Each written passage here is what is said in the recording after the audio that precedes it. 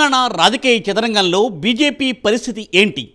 రేసులో వెనుకబడ్డ కమలం పార్టీ హంగ్ పైనే ఆశలు పెట్టుకుందా? ఇప్పటికే హంగ్ వస్తే రాబోయేది బీజేపీ సర్కారే అంటున్న కమల్నాథుల ధీమా వెనుక రీజన్ ఏంటి? గ్రేటర్ హైదరాబాద్ను టార్గెట్ చేసి అనుకున్నది సాధించాలని అనుకుంటున్నారా?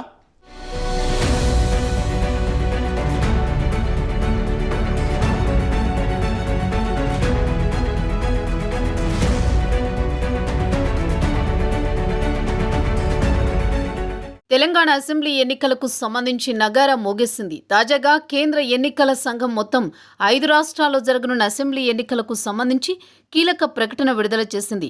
ఒకే విడతలో తెలంగాణలో అసెంబ్లీ ఎన్నికలు పోలింగ్ జరుగుతుంది. నవంబర్ 30న పోలింగ్, డిసెంబర్ 3న కౌంటింగ్ జరుగుతాయి. సో తెలంగాణ ప్రజల తీర్పు నవంబర్ 30న ఈవీఎంలలో నిక్షిప్తమైతే అధికార పీఠం ఎవరిదో డిసెంబర్ 3న తేలిపోతుందన్నమాట.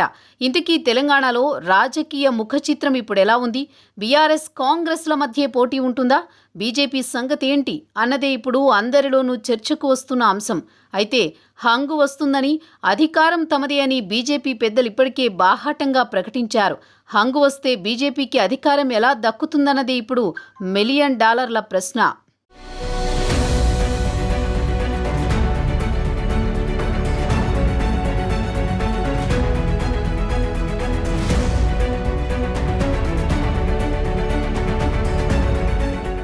రాబోయే ఎన్నికల్లో తెలంగాణలో హంగ్ వస్తుందని, కానీ అధికారం మాత్రం బీజేపీదేనని బిఎల్ సంతోష్ లాంటి నేతలు చెప్పడంతో ప్రస్తుతం తెలంగాణ రాజకీయాల్లో ఈ మాటలు పెద్ద దుమారాన్ని రేపుతున్నాయి. దీంతో ఒకవేళ నిజంగానే తెలంగాణలో హంగ్ వస్తే కాంగ్రెస్, బీఆర్ఎస్ నాయకులకు పదవులను ఎరవేసి బీజేపీ అధికారంలోకి వచ్చేందుకు సన్నాహాలేమైనా చేసిందా అని రాజకీయ విశ్లేషకులు చర్చించుకుంటున్నారు. మహారాష్ట్ర తరహా తెలంగాణలో కూడా అవసరమైతే కేసీఆర్ని దించేసి హరీష్ రావుని సీఎంని చేసినా ఆశ్చర్యపోవాల్సిన అవసరం లేదని పరిశీలకులు భావిస్తున్నారు. లేదంటే కాంగ్రెస్ ఎమ్మెల్యేలను లాక్కోవడమో, ఇలా ఏం చేసైనా సరే తెలంగాణ గడ్డపై ఈసారి కాషాయ జెండా రెపరెపలాడించాలన్న ప్లాన్లో బీజేపీ ఉన్నట్లు తెలుస్తోంది.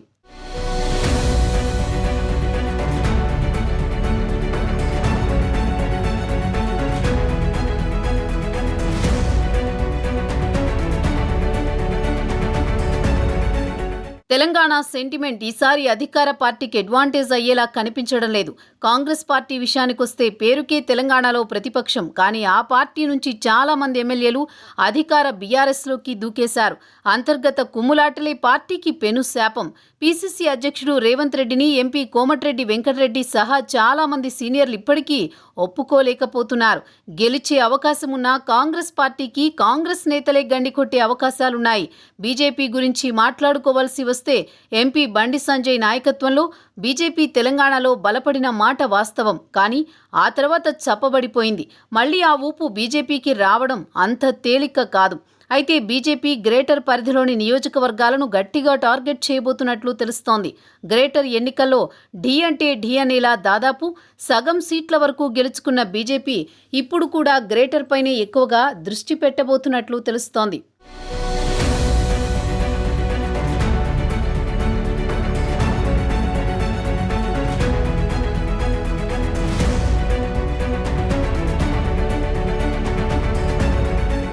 తెలంగాణ అసెంబ్లీ ఎన్నికల్లో గతంలో ఎప్పుడూ లేని విధంగా ముఖాముఖి పోరు కనిపిస్తోంది. బీఆర్ఎస్ వర్సెస్ కాంగ్రెస్ అన్నట్లుగా రాను రాను రాజకీయం పోలరైజ్ అవుతోంది. బీజేపీ చేతికి అందివచ్చిన అవకాశాన్ని నేలపాలు చేసుకుందని ఇప్పటికే రాజకీయ వర్గాలు ఓ అంచనాకు వచ్చాయి. కర్ణాటక అసెంబ్లీ ఫలితాలు ఆ పార్టీపై పెను ప్రభావాన్ని చూపాయి. దానికి తోడు నేతల మధ్య సఖ్యత లేకపోవడం, అంతర్గత కుమ్ములాటలతో ఆ పార్టీ సతమతమవుతోంది. బీజేపీలోని పాత కాపులు, కొత్త నేతల మధ్య ఆధిపత్య పోరు తారాస్థాయికి చేరడంతో ఇటీవల పలువురు సీనియర్లు కమలాన్ని వీడారు. ఈ కారణాలన్నింటితో బీజేపీ పరిస్థితి మరింత దిగజారింది. ఇంకోవైపు కమలం పార్టీని రాష్ట్ర వ్యాప్తంగా బలపరిచిన బండి సంజయ్ అధ్యక్ష పదవి నుంచి దించడంతో బీజేపీ పరిస్థితి మరింత దారుణంగా తయారైంది. ఈసారి తెలంగాణలో పార్టీల సంఖ్య కూడా ఎక్కువగానే ఉంది. కమ్యూనిస్టులు, Telangana Janasamithi, YSRTP, TDP, BSP, Janasena, KA Paul, Prajashanti పార్టీలు కూడా పోటీ చేయబోతున్నాయి. వీళ్లు చీల్చే ఓట్లే గెలుపోటములను ఖరారు చేయబోతున్నాయి. ఆయా పార్టీలు ఎన్ని స్థానాల్లో పోటీ చేస్తాయనే విషయమై ఇప్పటికీ స్పష్టత లేదు. పోటీ చెయ్యని స్థానాల్లో ఎవరికి మద్దతిస్తారనే దానిపైన క్లారిటీ లేదు. మొన్నటి వరకు కాంగ్రెస్లో వైఎస్ఆర్టీపీ విలీనం గురించి చర్చలు మంథనాలు జరిగినా పలు సమీకరణాల రీత్యా అది ఆగిపోయింది. కమ్యూనిస్టులు కాంగ్రెస్తో వెళ్తున్నారు. మిగతా పార్టీలు నామమాత్రంగానే మిగిలిపోయే అవకాశం కనిపిస్తోంది. చాలా రాజకీయ పార్టీలు పోటీకి దూరంగా ఉండే అవకాశం ఉంది. షర్మిల పార్టీ పరిస్థితి ఏమిటో షర్మిలకు అర్థం కావడం లేదు. ఎన్నికల్లో నిలబడితే వచ్చే 1-2% ఓట్లతో రాజకీయ భవిష్యత్తు పూర్తిగా ముగిసిపోతుంది. ఏపీలోనూ ఏమీ చెయ్యలేరు. పాలేరులో పోటీ చేస్తే 3% ఓట్లు కూడా రావన్న అంచనాలు ఉన్నాయి. అందుకే షర్మిల తన రాజకీయ భవిష్యత్తుకు కంటిన్యూషన్ ఉండాలంటే కాంగ్రెస్కు మద్దతు ప్రకటించి సైలెంట్గా ఉండడం మంచిదన్న అభిప్రాయంలో ఉన్నారు.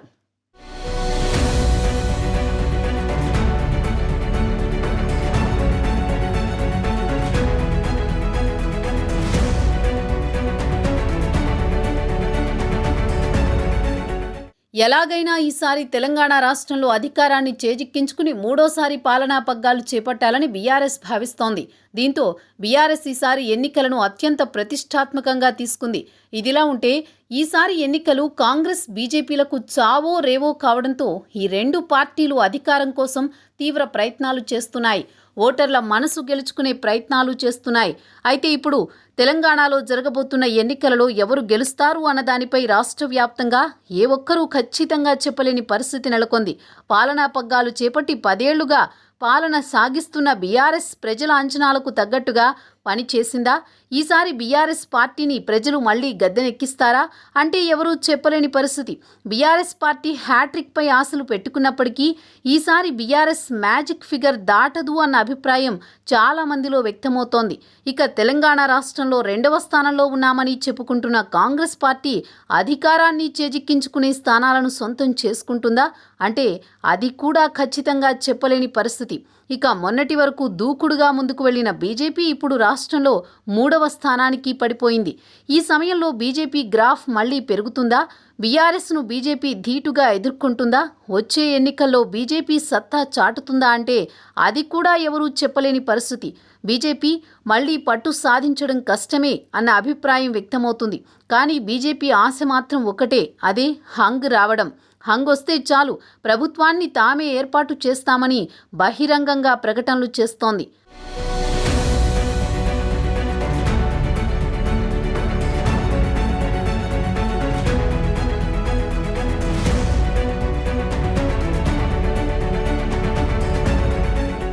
తెలంగాణ బీజేపీ ఎన్నికల సమరానికి రెడీ అవుతుంది. ఇప్పటికే తెలంగాణ అసెంబ్లీ ఎన్నికలను టార్గెట్ చేసి వచ్చే ఎన్నికల్లో తెలంగాణలో అధికారం చేపట్టాలని రకరకాల వ్యూహాలతో బీఆర్ఎస్కు చెక్ పెట్టే ప్రయత్నం చేస్తున్న బీజేపీ పార్టీ శ్రేణులను ఎన్నికలకు సమాయత్తం చేస్తోంది. ఈ క్రమంలో రాష్ట్ర వ్యాప్తంగా ఉన్న 119 అసెంబ్లీ స్థానాలకు గాను 3 విడతలలో అభ్యర్థులను ఖరారు చేసే పనిలో ఉంది. లోక్సభ కంటే ముందే అసెంబ్లీ ఎన్నికలు వస్తున్న క్రమంలో బీజేపీలోని ముఖ్య నేతలను బరిలోకి దింపాలని రాష్ట్ర జాతీయ నాయకత్వాలు ఆలోచిస్తున్నాయి. సీఎం కేసీఆర్తో పాటు బీఆర్ఎస్ ముఖ్య నేతలు పోటీ చేసే చోట బీజేపీ నుంచి మంచి పేరున్న నాయకులను బరిలోకి దించాలని ఆలోచనలో అధినాయకత్వం ఉంది. ఏది ఏమైనా దూకుడు పెంచుతున్న బీజేపీ అసెంబ్లీ ఎన్నికలను లక్ష్యంగా చేసుకుని ఇప్పటికే బీఆర్ఎస్ అభ్యర్థులను ప్రకటించిన క్రమంలో వారిని ధీటుగా ఎదుర్కొనే సత్తా ఉన్న నాయకులను ఎన్నికల బరిలోకి దింపాలని తీవ్ర కసరత్తులు చేస్తోంది. మరి బీజేపీ చేసే ఈ ప్రయత్నాలు ఏ మేరకు ఫలితాలనిస్తాయి? వచ్చే ఎన్నికల్లో బీజేపీ పట్టు దక్కించుకుంటుందా అన్నది తెలియాల్సి ఉంది.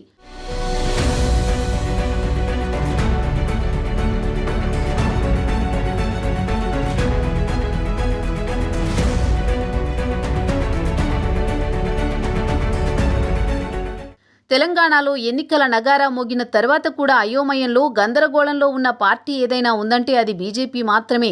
రాష్ట్రంలో అధికారమే లక్ష్యం అంటూ గత 2 ఏళ్లుగా అనూహ్య దూకుడు ప్రదర్శించి ఆ తర్వాత అంతే అనూహ్యంగా చతికిలబడింది.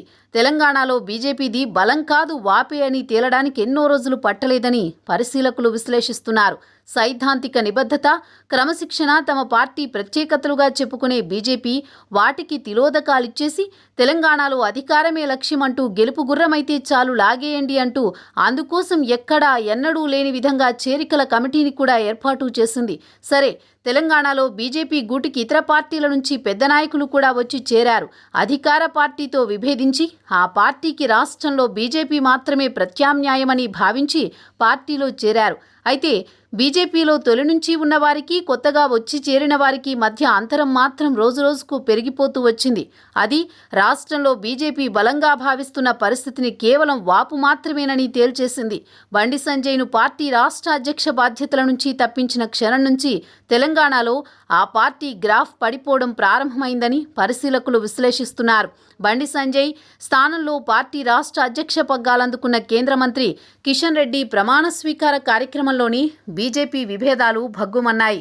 అసలు తెలంగాణలో బండి సంజయ్ సారథ్య పగ్గాలు చేపట్టిన తర్వాతే రాష్ట్రంలో పార్టీ పుంజుకుందని బీజేపీ శ్రేణులే చెబుతాయి.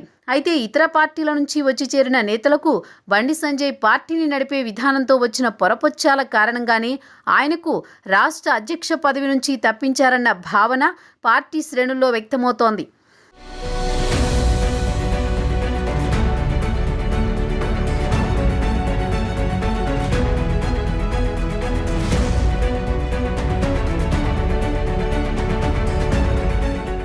గ్రేటర్ హైదరాబాద్లో కనీసం 10 నియోజకవర్గాల్లో బీజేపీ గెలుపు సాధిస్తే మిగతా చోట్ల ఓ 10 గెలిచినా హంగు వస్తుందన్న ఆలోచనలో ఉన్నారు కమలనాథులు.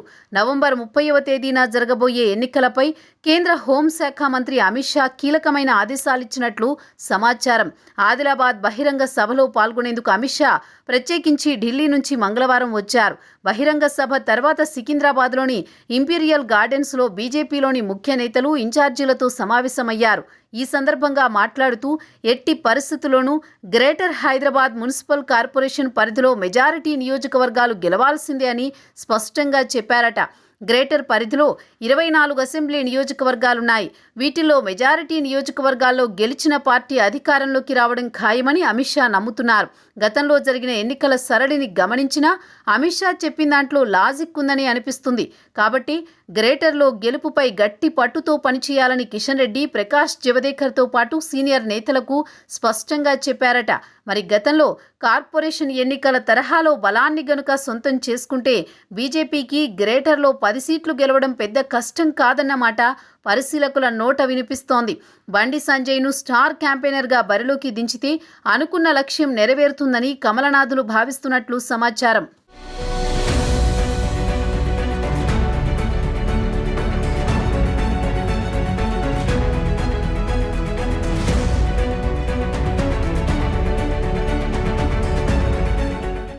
బండి సంజయ్ను ప్రచారాస్త్రంగా వాడుకుంటే బీజేపీకి కొన్ని సీట్లు రావడం పెద్ద కష్టం కాదన్నమాట రాజకీయ వర్గాల్లో వ్యక్తమవుతోంది.